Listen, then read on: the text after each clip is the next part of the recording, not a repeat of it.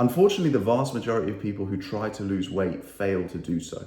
They may get some initial results, but where they really struggle is to sustain those results, to keep the weight off. And I don't think this is through a lack of trying, and I certainly don't think it's through a lack of motivation. I think intrinsically, people want to be healthier, they want to be happier, they want to live more fulfilled lives full of energy. They're motivated to change. So today I want to cover the 8 most common mistakes that I see people make when they're trying to lose weight so that you know what not to do when you're trying to lose weight. But before we get into it, let me quickly introduce myself in case you are new to the channel and you are wondering who the heck I am. My name's Doug. I've been an online personal trainer and a nutritionist for the last 5 years. I've helped over 100 guys in that process to lose weight, to build muscle, to feel better in their health in themselves. But before that, I also lost 20 kilos of fat myself. So it's safe to say that I know what I'm talking about when it comes to this sort of stuff. And I've seen every single mistake in the book. So we're not going to fluff this out at all. We're going to get straight into the 8 steps so that you can get in, take some value from this video and get out and get on with your day. Number 1 is that people run before they walk. Quite literally, people dive into this stuff head first and they go from 0 to 100. They go from doing absolutely nothing to suddenly being incredibly restricted with what they eat and burning a lot more calories, doing a lot more stuff. They'll suddenly lace up their running boots for the first time in years. They'll suddenly go to the gym 6 times in 1 week. And this is great that you've got that level of motivation and drive to create that change that you want. But if you're trying to do so much so fast, your brain, your mind is really going to fight that. Your brain likes something called homeostasis, which just means staying the same. Even if your brain is in an unhealthy body, its primary role is just to keep you alive. It doesn't necessarily know that your body's unhealthy because it's adapted to the circumstances it's within. So it just wants to keep you in the same position because it thinks, well, we're staying alive as it is, so we'll just keep going like this. It doesn't know that what you're doing is trying to benefit it. So the first piece of advice I can give you is to just take your time with this stuff. Build it up slowly. Don't go from 0 to 100 overnight. Don't massively restrict yourself on your food. Don't feel like you have to work out every single day. I think these are all preconceptions that people have. They think they have to do all these things to get the results, but this is actually the reason why they fail. I think that's probably the most common mistake I see. Number 2 is that people don't actually understand, and as a result, they don't believe the science behind weight loss and fat loss. So the science and it's very simple. It's very straightforward. It's what we call creating a calorie deficit. So the first thing we need to understand is what your maintenance calorie number is. And this number is unique to everybody. It's based on your physiology, so your age, your weight, your height, and your sex, but it's also based on your lifestyle, who you are, okay? So the easiest way to do this is a very rudimentary equation, and when I work one-on-one with my clients, we go into more advanced sort of algorithms and formulas to figure this stuff out, but a very rudimentary way that you can figure this out right now is to take your body weight in pounds, not in kilos, in pounds, and multiply that by 15. That's gonna give you a rough and ready number just to start with. That's your maintenance calories. That's if you just wanted to stay the same. The clue is in the name, right? To maintain maintenance calories. Now you don't want to stay the same, right? You want to lose a little bit of weight. So we need to create a calorie deficit. So you want to be consuming fewer calories than that. That is the principle of weight loss. And I think where people get caught up is they don't necessarily understand that because they've maybe had it explained to them on an Instagram reel in 30 seconds, where it's blah, blah, blah, blah, blah, and you can't really get your point across as succinctly as I can now when I'm talking to you guys on YouTube. And as a result of it, because they don't understand it, they don't believe it. Or they've been wrapped into some world of pseudoscience where someone said that they have to do keto, or they have to do intermittent fasting, or they have to do paleo or Atkins or whatever it might be. The reality is those are all dietary methods: keto, carnivore, intermittent fasting, vegan, the list goes on. You've all heard these common ones before. They all work for certain people, but you don't need to be dogmatic in the choice of diet that you go for. Because what works for Bob might not work for Sally. What works for Greg might not work for Anna. Everybody has their own preferences. And again, it's going to be based on your existing environment and your existing habits. But if you understand the principle of your maintenance calories and creating a calorie deficit and the ability to sustain that calorie deficit, then you're absolutely onto a winner. You can actually pick multiple methodologies. You could be, if you really wanted to, you could be vegan during the week and carnivore at the weekend. You could intermittent fast on Monday, Tuesday, Wednesday, and you could do Atkins the rest of the week. It doesn't really matter. Those are all just methodologies. What you really want to do is understand the principle, calculate your maintenance calories, create the deficit, and you're absolutely golden. And then it really just comes down to consistency and patience.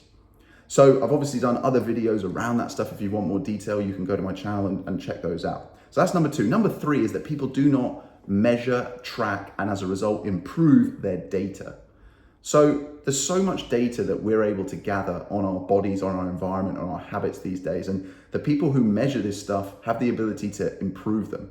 They've got the awareness of what's going on with the body, whether that's how many steps they're doing, how much water they're drinking, how many calories they're taking in, how many calories they're burning during their exercise, whatever it might be, how much sleep they're getting.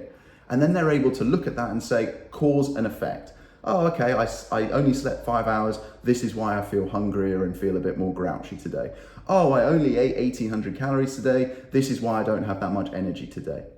They're able to correlate cause and effect. And as a result of that, they've got a level of awareness that most people don't. And then they can use that level of awareness to manage and improve their metrics. So again, real common mistake I see people make is they don't track any of this data.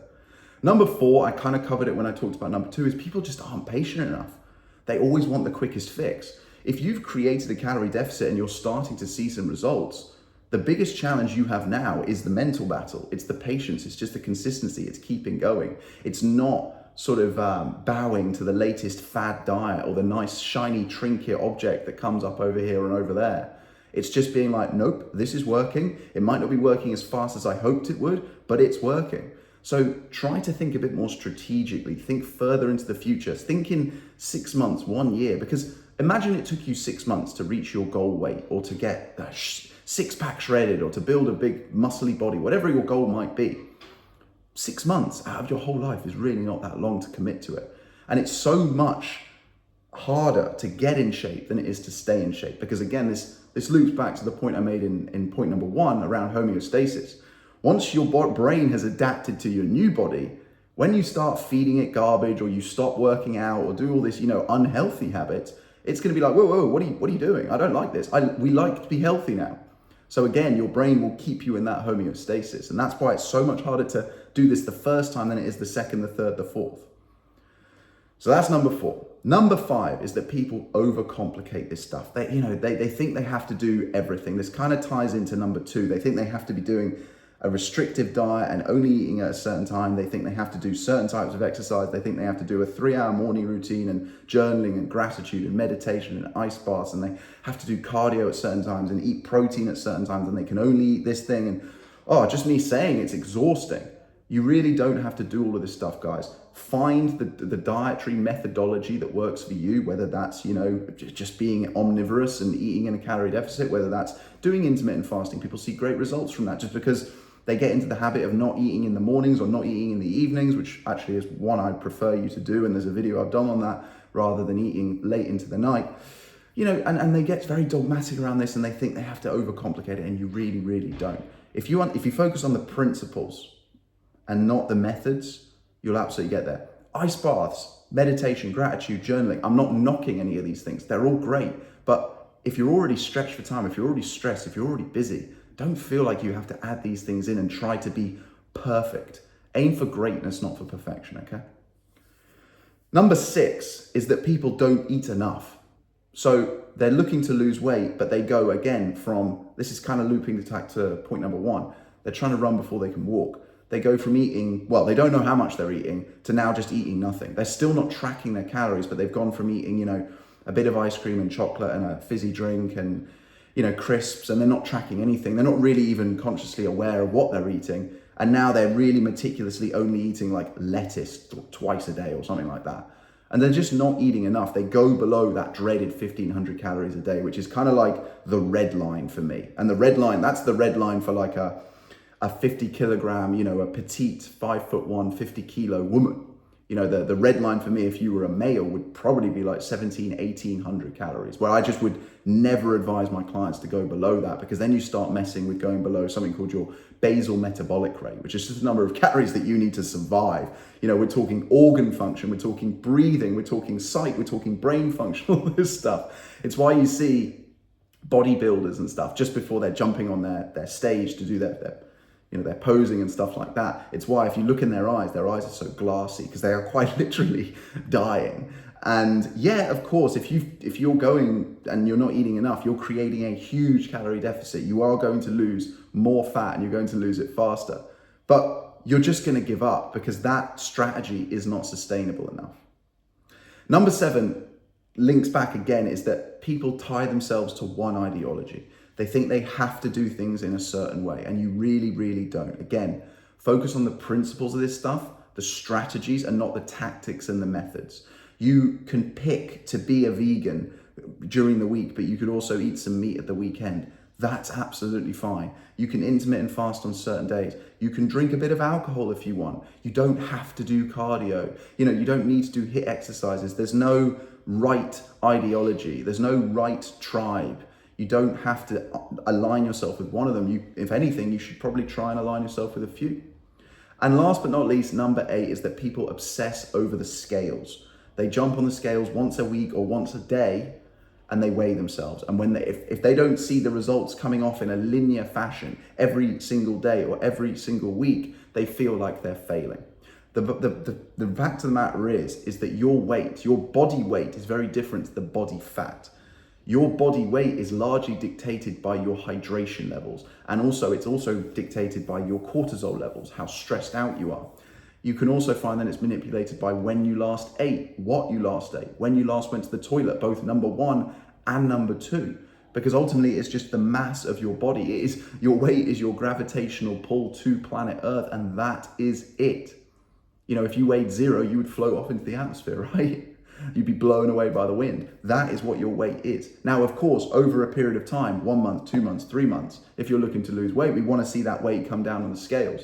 But there are such better ways to measure your progress. Photos, looking to see if anybody's giving you compliments, how your clothes fit, belt buckles, how you feel is probably the most important one, guys.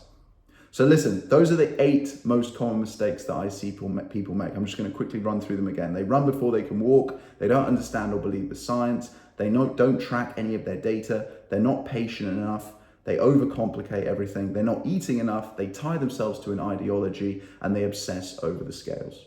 So those are the 8 things not to do if you're looking to lose weight. And if you're already trying to lose weight and you think you're doing one of those things, just look very introspectively at yourself and be like, okay, maybe I'm being a little bit too harsh on myself. Maybe I'm not being patient enough. Maybe I am doing too much at once. Slow yourself down. Treat this as a marathon, not as a sprint, because worst case scenario, and I've worked with clients who have lost 30 plus kilos, so that's like nearly 70 pounds. You can do that in 6 to 9 months. Now, I know that sounds like a huge mountain to climb right now, but if you just look down and take one step at a time, before you know it, you're going to be at the top of that mountain. So be patient with this stuff, guys. Anyway, I really hope this was useful. If it was, please give the video a little thumbs up, subscribe to the channel. I've posted on YouTube now for 115 days in a row, and I'm not going anywhere. So I'd love your support, and as always, I'll see you tomorrow.